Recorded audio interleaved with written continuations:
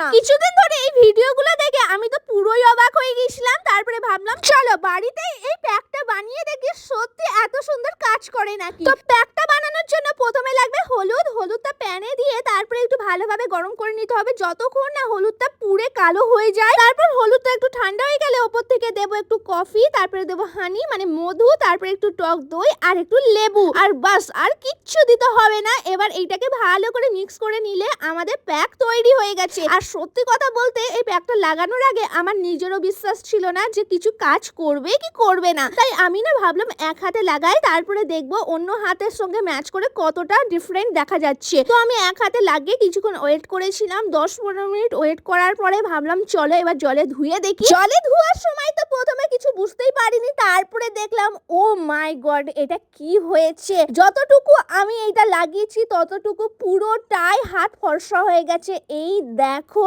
এবার তোমরা ভাবতে পারো এটা হয়তো ফিল্টার লাগিয়েছি না হলে হাতে কিছু লাগিয়েছি, কিন্তু কিছুই নেই। আমি হাতটা দেখো জল দিয়ে অনেক জোর করে ধুচ্ছি তবুও কিছু হাত দিয়ে উঠছে না। পুরো হাতটা আমার এটা ন্যাচারাল কালার হয়ে গেছে।